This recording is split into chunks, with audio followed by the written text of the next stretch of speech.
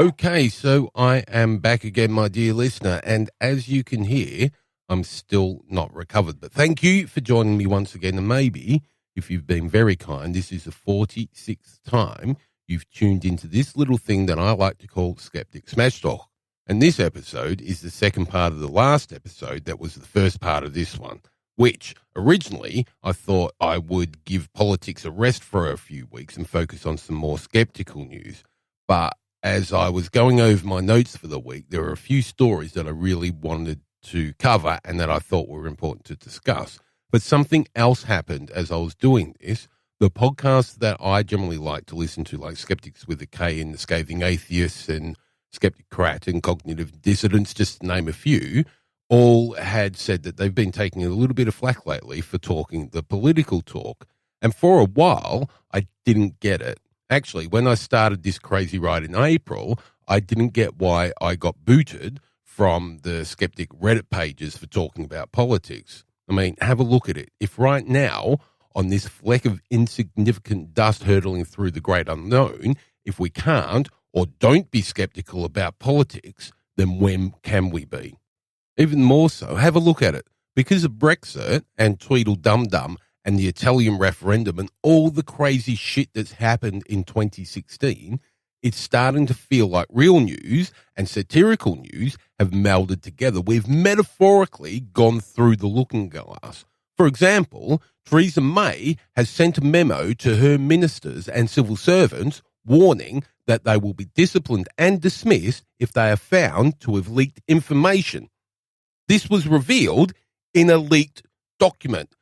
Let me repeat that, just in case you didn't believe your own ears. Theresa May sent a memo to her ministers and civil servants warning they'll be disciplined if they are found to leak information. And this was revealed to the public in a leaked document. I'm going to talk more on that one later, but this next one was the icing on the cake. This was a headline in the actual real news. The government misspells integration in response to report demanding immigrants improve English skills. Now, you know I don't give a fuck about spelling. I'm as dyslexic as they come. But I'm not the racist fuck-brained civil servant that tried to plagiarise the White Australia policy. But come on, if our government can't get a pro-bigotry policy right, how are we going to survive Brexit?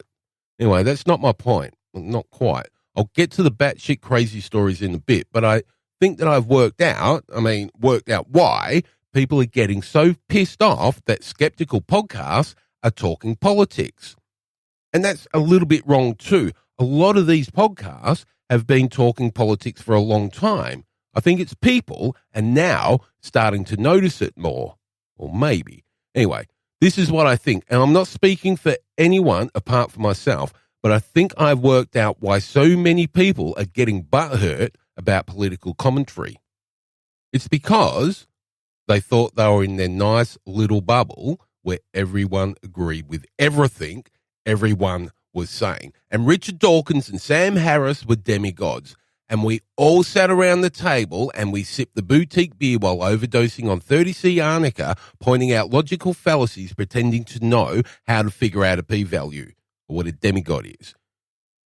And then the podcast monkeys stopped saying all the things that we wanted them to say, all the things that we all agree with. Because all the while, secretly, maybe, you agreed with the bikini ban. You agreed that immigration was too high. You didn't want a woman running the country. You thought you knew what sovereignty meant. You figured you didn't really give a fuck about the natives as long as you had enough fuel to fill your V8 to cross the country and get all the good pop from the nuns in California. I know right now I'm preaching to the choir. Everybody else either hit the unsubscribe button or have gone off to write me more death threats, or maybe they've gone off to have an angry wank. Or maybe I'm wrong. Nobody else but me saying this. And maybe I'm just not that intellectually advanced that I could come up with such theories all by myself. But we live in such a fickle state right now that the content providers or podcasters, proper ones I mean, not the fat grumpy Australian curmudgeon sitting in the back room in England talking smack about the walking orange comb over. No, I mean the proper ones that do this for a living. I get it. It's hard enough as it is. You lose enough listeners and it's draw the curtains for the show and off to get a real job. I get it. I'm not judging anyone by any means at all. There's a whole heap that I wish that I could say in my real job, but I can't. I've got bills to pay. And that's why I do this.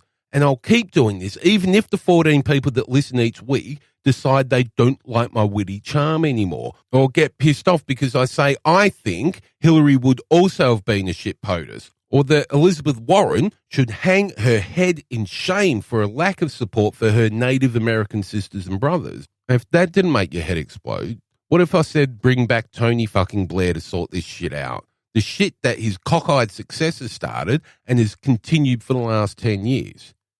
You see, these are my opinions. There's no right, there's no wrong. They're opinions. And just because I don't care much for Dum Dum doesn't mean that I'm a fan of Hillary, or vice versa. I don't care for Theresa or Jeremy. This is not a game of football or stick whack ball or 3D chess. It's not win or lose. It's not this team or that team. It's not the Federation versus the First Order. It's just fucking opinions, and you're allowed to have them. And it's okay if they're not the same as everybody else's. And if you think that one group of people are better than another group of people, have the fucking courage of your convictions to be open about it. Or else you're just a coward. There's a very offside chance that you may even be right, but you're scared you'll be called for what you are. What if I said, I'm pretty sure the Anglos are the worst thing that's happened to England right now? Is that racist? Well, maybe. Maybe I'm being open. Let's discuss it. And by discuss, I don't mean debate. I mean discuss. A debate is just a rehearsed argument with big words and stopwatches. And by open, I don't mean be a cunt about it. If your opinion is different than somebody else's, have the decency to respect their stance as much as you would expect them to respect you. This is how we learn. This is how we expand our minds. This is how we understand why others do things that we think is irrational. Maybe someone can help me understand that it's not all Anglos. It's just the ones from Liverpool with their funny accents and their shit music and their fucked up eyebrows. Oh, come on, that must have made some heads explode. I'll keep working on it. My point is, if you're ashamed or embarrassed of your opinion, well, then you need to have a bit of a look at yourself. Let's look at it a different way. If you're an active voter or politically active in the US or the UK right now, and France for that matter, essentially, well, statistically, every other person that you encounter today will have the opposite political allegiance than you do, sort of. Does that mean that only half of everyone that you come in contact with today can share your space, have a conversation with you, have an opinion, be your equal? If someone from the other half wants to talk, will you tell them to shut the fuck up? You lost, get over it? Will you say you can't talk about that? You can't listen to that radio station? You can't read that paper? You can't wear that T-shirt? Will you say to me that I can't do or say anything that you don't agree with, or you'll get angry and send me a 3,000-word email on how my opinion is wrong? If you can't accept that someone else may think just a little bit different than you do, if you think everyone needs to bang your drum, if you think that every word that you vomit out of your word hole is the unfathomable truth, I can't help you. I just can't. Because all you're looking for is an argument. But I can point this out. The free world is arguing and defending the likes of Donald Trump and Nigel Farage and Hillary Clinton and Theresa May. The people that could not give a furry rat's crack about you. The people that made it possible for you to have to work another 7 to 10 years before you can retire. The people that bailed out the bankers while your house got foreclosed on. When you lost your job, your car was repossessed. The people that gave a tax break to the company across the road while yours went bankrupt. The people that lied to your face and promised to make it great again. The people that kissed your hands and shook your baby. And they're laughing at you right now. They're laughing at us. You're getting pissed off for me for talking about it, and they are laughing. They don't have to deal with all the media because you're doing that in the comment section all by yourself.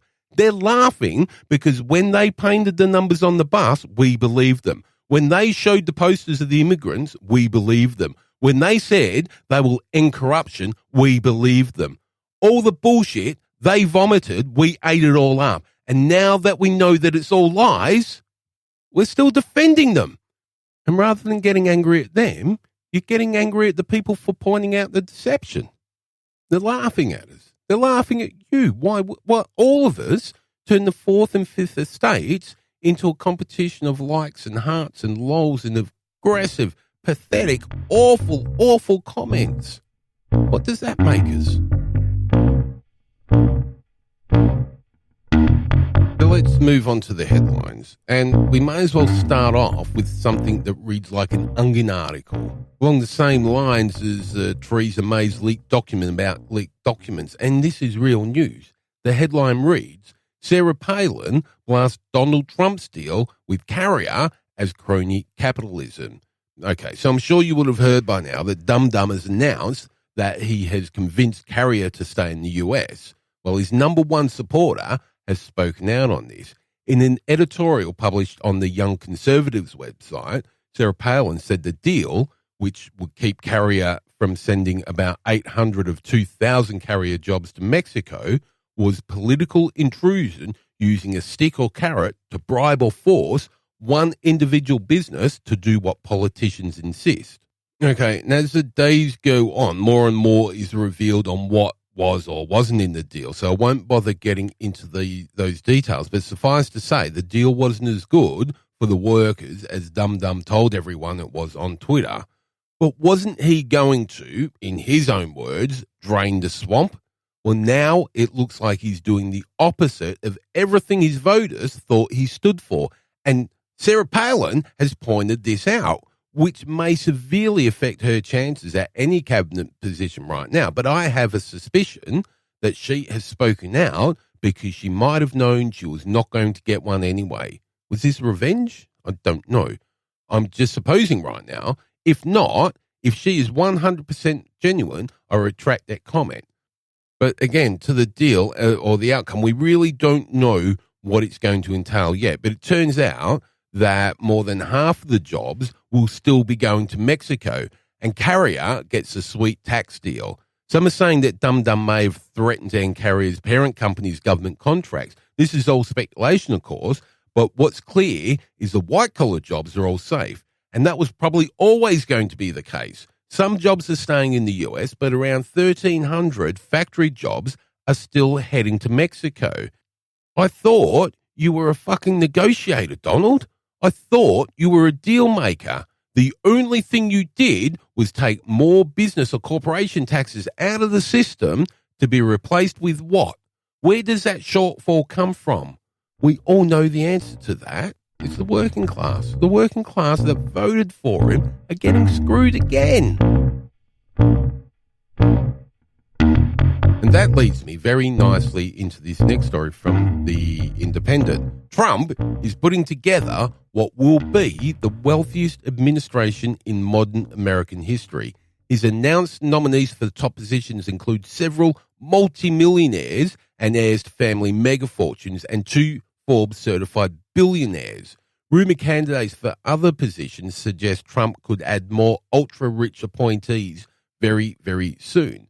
Many of the Trump appointees were either born wealthy, attended elite schools, and went on to amass even larger fortunes as adults. As a group, they have much more experience funding political candidates than they do running government agencies. And right now, there's little point me going into the full list, mostly because it's not complete, and a little bit because it's so disheartening to think about, but it seems they all have this one thing in common: money. The thing that his real supporters don't have. His cabinet is filling up with the people that took the money from the working class, and they still love him. I'm probably going to ask this hundreds of times over the next 4 years, but what are you going to do about this? Not you listening to me, the Trump voters, the ones that went to the rallies, the ones that chanted about making America great again, the ones that shouted, lock her up, the ones that shouted, build that wall, the ones that were so fucking hurt by the system that they thought it was time to change direction. Let's end crony capitalism. Let's bring in someone that wants America to be great again, whatever the fuck that means. Let's bring back jobs. Let's protect our military. Let's look after the beaten and the battered and the downtrodden. We all saw the pictures in the Rust Belt. We all saw the empty fields. We all saw the hope in their eyes. Let's take America back from the corrupt politicians. The politicians that Trump freely admits that he himself corrupted. This is the man that used Chapter 11 laws to make profit. He let small businesses collapse by refusing to pay them, or he would renege on deals after delivery. And when they tried to get justice through the legal system, well, you can't get justice if you can't afford lawyers. He made a promise to businesses, exchange a currency for goods and or services, and then when he got what he wanted, he just changed his mind. And he's done the same thing to his followers, his supporters, the people that are always affected the most severely when a politician makes a decision in favor of a donor. Do you honestly think that he will not break every single one of his pledges that he made to you? Not you, the listener, you, the Trump voter. Okay, sorry, that's a little bit arrogant of me right now. If you're a Trump voter or a supporter and you're listening to me, I don't mean to offend you, but I do mean to make you angry. Be angry at me for pointing this out. I don't mind. I get why you thought he was the best option, but like the pretty girl in the purple dress, he's going to slip in a tic-tac, and you know what's next. Okay, let's move on very quickly to France. Now, in a move only the fromage-munching surrender monkeys know all too well, Francois Hollande has raised his white flag and decided to surrender his position as president of France. And as much as I mock him, he has done this for a very admirable cause. Okay, so you may know that he is the least favourable leader of France since the time of King Louis the Headless and his wife Marie the Cake Maker.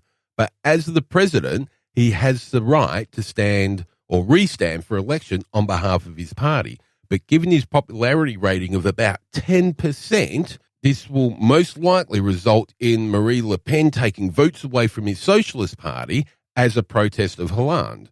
As it stands right now, neither Hollande or Le Pen stand any real chance, but we've seen what can happen given the right climate. So Hollande has stepped aside, being the first president ever to do so to protect against this. And I'm sure there'll be more to come of this, and I'm just as sure that Nigel Numbnuts will be over there pretty soon sniffing around Le Pen for scraps. But until then, to my friends in France, eat cake, and whatever you do, don't be foolish like we've been. Which brings us back to the UK, and because the appeal to Mrs May's dictatorship loss in the High Court last month has started, there's little to talk about Brexit apart from some speculation and very false reports like the one doing the rounds last night about MPs voting to trigger Article 50. I'm going to talk about false news in a bit, but what they voted on was to demand that Mrs May shares the details of the Brexit deals, and that if this was done, the MPs will support the timetable. They did not vote to trigger Article 50 by any means. But for now, in the intro, I talked about the leaked memo warning about leaked memos. This has come on the back of a photo that a snappy photographer took of someone leaving Downing Street with his notes on display to anyone with a zoom lens to view. And as much as it was just one-pager notes, and parts were obscured from what's been seen and analysed, it's frighteningly clear that we still don't have a plan or a plan for a plan. Rather, we're still in the process of working out the negotiating strategy rather than the negotiations. But that's not what I want to talk about right now. But before I move on, let me just say this to all public and civil servants. You know that thing that you see when you first get a notebook, the thing hiding the paper? That's called a cover, and it serves two purposes. It makes a very expensive Parker brand notepad that you use my taxes to pay for look pretty, and it also works as a makeshift encryption device. You see, what you can do with this cover is use it to shield the contents of the notebook from detection from cameras. Fuck knows how it works, but the boffins have worked this out. The cameras can't see through the covers. You fucking dumbasses. Anyway, to my point. Now, this is in the Independent and the Mail on Sunday. And as I said at the start of the show, Theresa May has ordered a crackdown on unauthorised leaks by ministers and civil servants with a warning that culprits will face instant dismissal if they are caught. A leaked memorandum has revealed. So, Cabinet Secretary Sir Jeremy Haywood wrote to senior officials informing them the Prime Minister had demanded urgent action to tighten security in Whitehall. Embarrassingly, though, for number 10, this memorandum was leaked to the Mail on Sunday just days after it was issued. In his note dated the 28th of November and marked official sensitive, Sir Jeremy referred to a spate of leaks and unauthorised briefings which had appeared in the media on Brexit, the US elections and the autumn statement. It says leaking is corrosive and undermines trust in good government. Leaks are never acceptable, but the regularity and cumulative impact of recent incidents mean we now collectively need to take exceptional action. He concluded, anyone found to have leaked sensitive information will be dismissed, even when there is no compromise of national security. The Prime Minister will be writing in similar terms to ministers. In his note, Sir Jeremy said it was essential that policies on using only official technology, particularly mobile phones for official business, were strictly enforced, while security teams need to be properly resourced and empowered to carry out investigations when breaches occurred.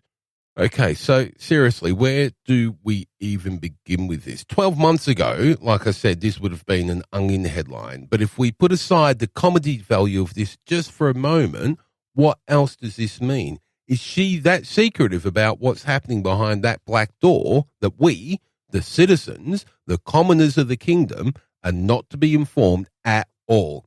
And before your heads explode, I get it when it comes to national security. I'm with you, but to a point. Let me remind you of Chelsea Manning, the whistleblower. The US government hid behind national security on that also. Chelsea's in prison and the murderers have never been charged. So national security, when it's real national security, should be protected at all costs. But as far as I'm concerned, our government not having a clue about how it's going to negotiate the kingdom's exit from the EU is not a point of national security. It's a point of national shame. The fact of the matter is that the public have the right to know what's going on, and it turns out that a small cadre of the informed agree and are doing what they can to expose the incompetence of this unelected government. Okay, let's move to some skeptical move. And this was from dsmogblog.com. And story reads, the most popular climate change story across social media in the past 6 months used a debunked survey from the late 1990s to claim that tens of thousands of scientists had declared global warming a hoax. The story, published on Your Newswire, was shared, clicked or liked 557,000 times on social media, with 555,000 of those engagements on Facebook alone. The story's author worked for many years with UK conspiracy theorist David Icke.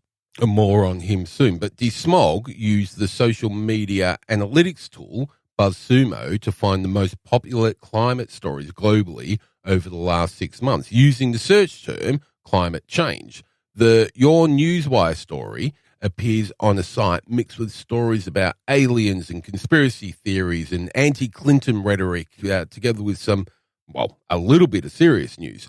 The story was shared on Facebook 3 times as much as the second most popular article published by the LA Times. The LA Times article from November reported the comments of California Governor Jerry Brown, who warned President-elect Donald Trump his state would not walk away from its climate change commitments. Okay, so before I move on, if you didn't know, if there's anything anywhere ever that's linked to David Icke, you can pretty much guarantee it's complete and utter bullshit. But I don't want to talk about him right now. I will soon, but not now. And that's because it's our fault that fuckbrains like Icke have a platform in the first place. All of us. And that's because he and his ilk get some sort of sick pleasure in the amount of lols and likes and hearts and whatever they get. But you've got to remember this. All of them, all of these people are selling you something. They're selling books or survival rations or books on survival rations. But I really don't think that that's their main aim here. They want the lols and the likes. They get off on it because we moved into a society that rates success by how many Twitter followers we have. Okay, that's a sidetrack. Let me get back to the story. So there's been a lot of hoo-ha in the last month or so in relation to fake news. And as you would expect, everyone is blaming the Facebook and the Twitter and saying that they need to do something about it. But what no one's saying is how the users of these platforms need to do just a little bit of critical thinking rather than just pressing the share or the like or the lols, because they think that the first person to share a like or lols will be noticed by Kim or Dum Dum or Rihanna or, as was the case, your Newswire. And that makes me think, how many people actually read these things before they share them? Or do they read the headline that fits their own personal narrative and just hit the button? But it can have consequences, and not just the spreading of ignorance. If you've used Facebook for more than a week, you would have seen the thing that one of your mates shared that looks like a link to a video or some girl getting caught on her webcam cheating, or it's something that's got something along the lines of wait until you see his reaction or her reaction or whatever it is.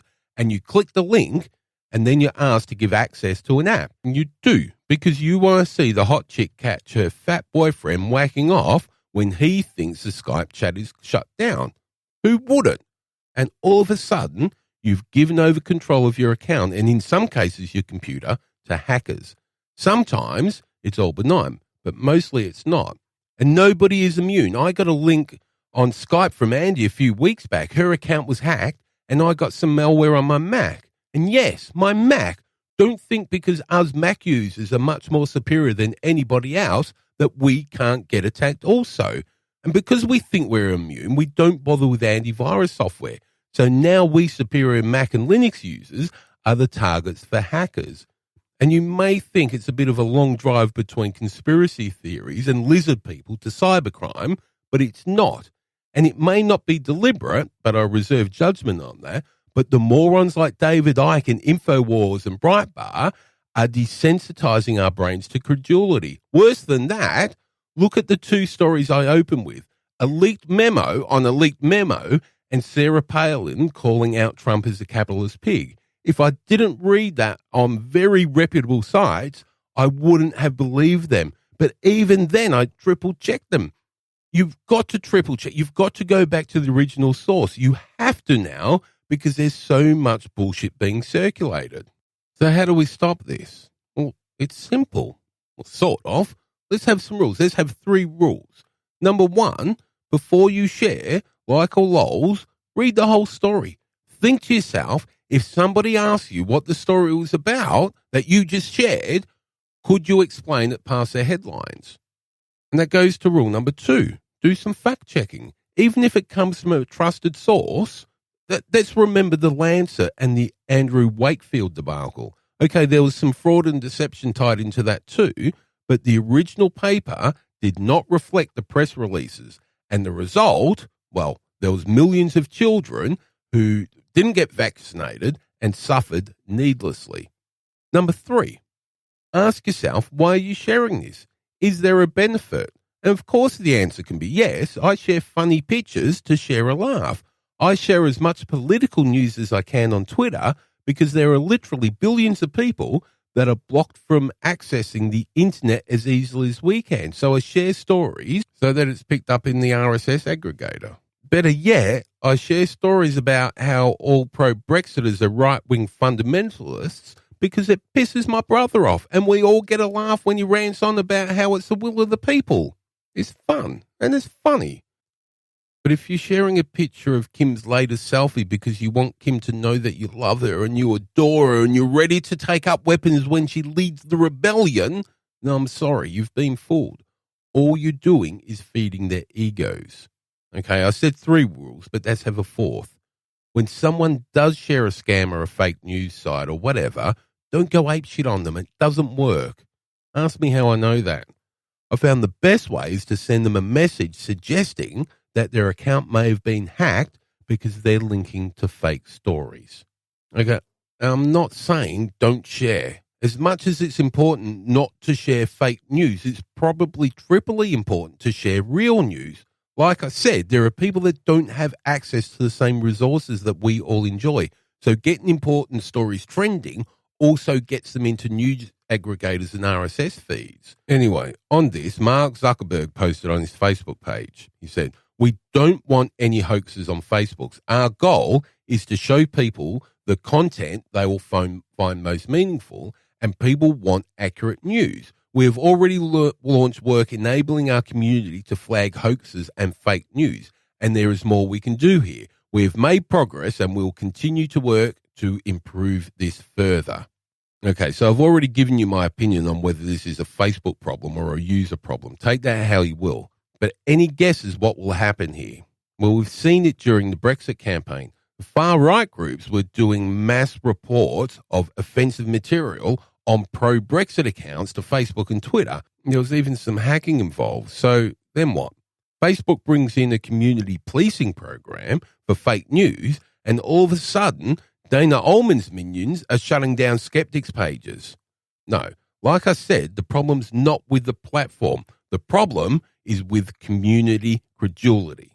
Now, if you think I'm going a little overboard on this, if you think, oh, Jason's on another crusade, let me read you this story from the Washington Post. It reads, "A Washington pizzeria is the home of a child sex abuse ring that includes people including Hillary Clinton and her campaign chief, John Podesta," a report claims. Those reports are entirely baseless, and there is no actual evidence that the Comet Ping Pong Pizza restaurant is anything but a popular pizza place. But that doesn't matter. At least the fact that it's entirely untrue doesn't matter to the thousands of online conspiracy theorists and trolls who have promoted the false rumor, and nor did it matter to the man who walked into the restaurant late at night brandishing a firearm, hoping to, in quotes, self-investigate the reports. Edgar Madison Welsh, 28 of Salisbury, North Carolina, walked in the front door of the Comet Ping Pong Pizza place and pointed a firearm in the direction of a restaurant employee. One shot was fired. And how do you think we got there? Stick with me. You may want to take notes, but stick with me. Okay, so the following is all thanks to BuzzFeed. So it starts when on October 30 this year, a white supremacy Twitter account that presents itself as belonging to a Jewish lawyer in New York tweeted that the NYPD was looking into evidence that emails from Anthony Weiner's laptop contained evidence of Clinton's involvement in an international child enslavement ring. Hours later, a member of the Godlight Productions message board, a hub for conspiracy theories and the lunatic fringe, posted a message saying a major pedophile sex ring was about to be exposed. The user claimed the Clinton Foundation was implicated. It's about to come apart, they warned. On October 31, Sean Aldi-Tabatabi, who used to work with British conspiracy theorist David Icke, there's that name again, took note of the message board post and a tweet. He wrote a post for his site, yournewswire.com. Yep, we're back to Newswire. Anyway, his story took another step by claiming that an FBI insider had confirmed the claims. Now, while many sites simply repeated the details from Your Newswire, others introduced new, baseless claims. SubjectPolitics.com run a story with the headlines, "It's over. NYPD just raided Hillary's property. What they found will ruin her life." Not to be outdone, True Pundit published the story the same day, citing its own anonymous NYPD and FBI sources and listed new allegations. By now, 3 days have passed since the David Goldberg Twitter account helped kick off this baseless story. And finally, to complete the game, the account tweeted the True Pundit story as proof that my source was right. Let's just simplify this. One random account on Twitter and a woman in Missouri claiming that NYPD sources are telling them the Clintons are about to be brought down by a massive child trafficking sex scandal. an anonymous person in a 4chan thread who claimed to work in law enforcement and who said something similar a few months ago before news of the FBI looking into emails on Anthony Weiner's laptop broke.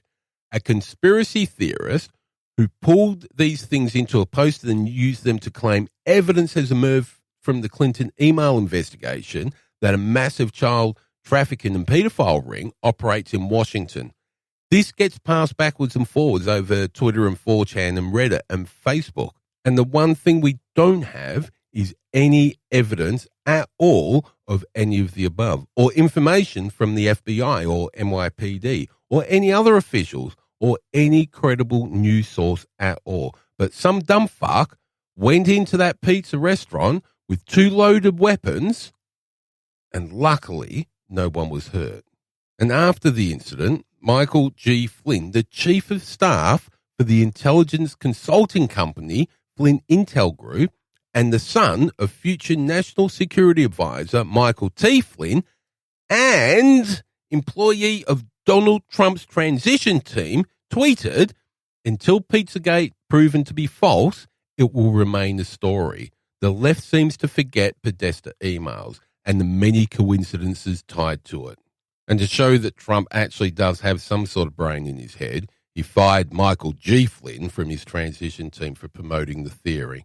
Okay, let's just leave that right there. If you want a better reason not to share fake news, then I don't know where to go. And I get it. Where do you start? Well, it's as simple as starting with your mainstream sources. Okay, they won't always have it all, but a huge story like this would have been on the BBC and The Guardian and The Independent. They're all a good start. Even Wikipedia can work solely on how the platform is managed. It's self-regulating. But more importantly, it has the sources cited. So if the source is Breitbart or Your Newswire or any of the thousands of fake sites that you'll get to know, you'll get to learn about, if you care to take time, you'll know that the story's bullshit.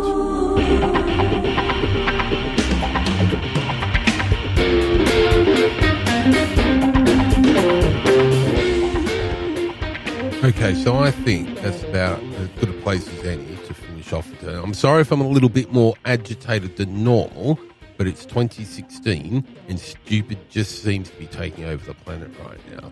But as a nice break from me ranting and swearing and raving and carrying on, for next week's show, I have an interview with Professor Edzard Ernst where we talk about his career, his books, and how he became the very first professor of complementary medicine in the world.